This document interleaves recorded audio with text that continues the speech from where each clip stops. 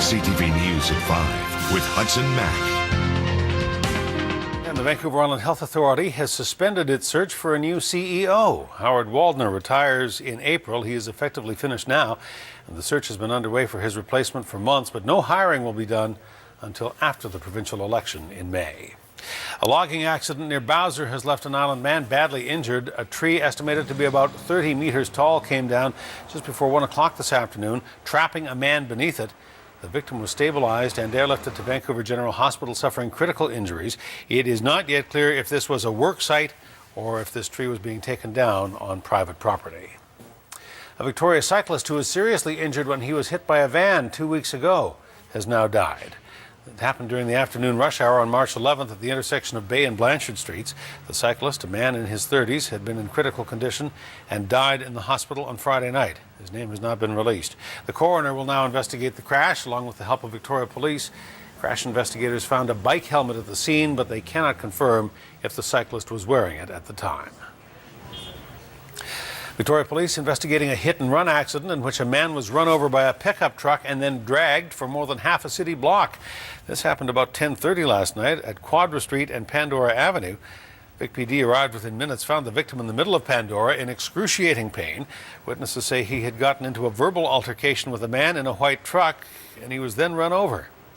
It was about 1:30 this morning that one of our canine officers saw a vehicle matching the description. She was able to pull over the vehicle. He was very nervous and then did admit to some sort of event that happened at Pandora and Quadra that night. We don't know right now whether the dragging was intentional, whether the victim got caught up in something, or if he was held down and dragged. That's going to be part of our investigation. The victim was taken to the hospital but has since been released and is now recovering at home. The driver is a 34-year-old North Saanich man facing charges of aggravated assault and failing to remain at the scene of a collision. And the Nanaimo RCMP officer has died unexpectedly of a brain aneurysm. Constable Willie Tung Chow was found dead in his home last Tuesday. Fellow officers went to check on him when he didn't show up for work. He was 27 years old and had been an RCMP officer for only 13 months. Saanich police are looking for 3 muggers after a teenager was jumped and robbed while walking home last night. It happened about 10:45 in the 3900 block of Holland Avenue. The 17-year-old victim says he was listening to his iPod when he was knocked down from behind. The muggers then repeatedly punched and kicked the teen before making off with his cell phone, his iPod, and his bus pass. Police say the ringleader of the group was a man between 19 to 20 years of age with brown Justin Bieber-style hair.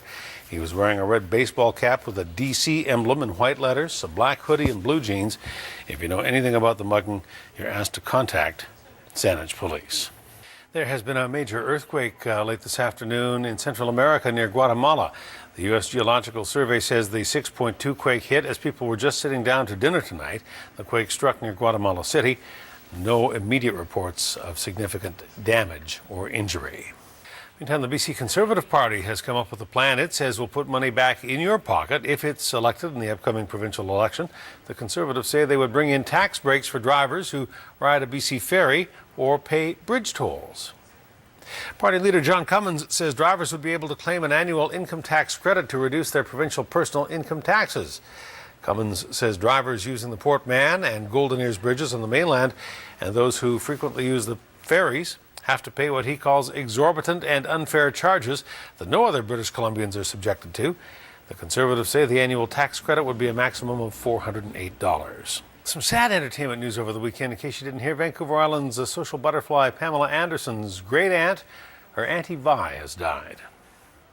Auntie Vi was brought into the media spotlight by her great niece. Vi was, without a doubt, Pamela's biggest supporter when the Ladysmith native was competing on Dancing with the Stars a couple of seasons ago. Auntie Vi was a published author, releasing her memoirs, co-written with her neighbor, and it was called A Life of Pickles and Pearls, released in 2011. She said, when I pass from this earth, I'm strapping on my dancing shoes and I'm going to dance my way to heaven. And she said, just look up at the stars, because every star that you see will be a toe tap from me, lighting them up, dancing. Let me just leave you with some advice from our Auntie Vi. She said, put some spring in your step and glitz in your life and don't look back. Bye-bye, Auntie Vi. We love you. News of her death came on the weekend. A tweet from Pamela Anderson saying, rest in peace, my sweet, dear, great Auntie Vi, a beautiful example to all women, soft, sparkly, and happy. She was that. Auntie Vi was 88. Our Adam Sawatsky spent a great deal of time with her when Pam was a contestant on Dancing with the Stars. Adam says she not only captured your imagination, but she truly did inspire you. And as Adam showed us in May of 2010, sparkly and happy like her is the way Auntie Vi wanted us all to live. While Pamela Anderson descended on the dance floor, And I love this kind of stuff. I love like the hoop and the, we had a great time. Yeah, I'm a showgirl. her great aunt Vi celebrated with tasty treats. Grapes, strawberries, oranges, and I don't know what the name of those things are. I just bought them. The 85-year-old hosted a Dancing with the Stars viewing party filled with glamour, I could do this all night. laughter, and a complaint about content. She's come out and gone, like the wind. Pamela was back for less than a minute of dancing. But just a different kind of dance than what I'm sure used to, let me tell you. But Vi is proud of Pamela for surviving 7 rounds on the top-rated dance show and honored the star took on the challenge for her. Wow, am I really worth all that? I'm telling you, that's a lot. Vi is worth it. Her capacity for caring as big as her style. I can't stand a starving cat. There, baby. She feeds neighborhood cats during commercial breaks and adopts strays like Rosie and Misty. Caring is one of the biggest things. You have to be caring in this world. Nobody has time for anything anymore. You got to stop and smell the roses. And that's when we stopped the interview to see who wins Dancing with the Stars. Nicole and Derek!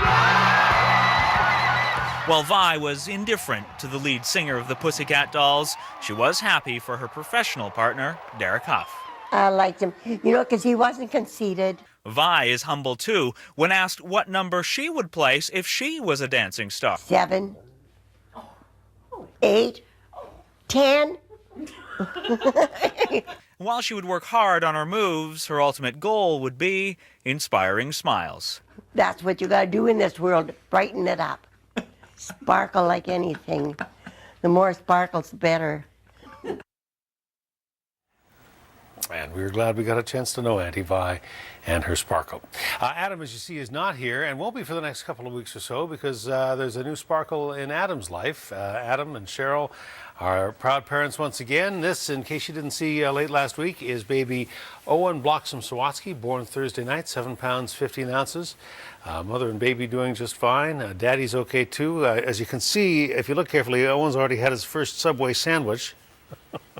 We're not sure if it was a foot long. We think maybe just a 6-inch, but he's absolutely gorgeous, a baby brother for Liam, and we couldn't be happier for Adam and Cheryl. Congratulations. Adam won't be here for a while, but that doesn't mean that we can't think about him. We'll be right back.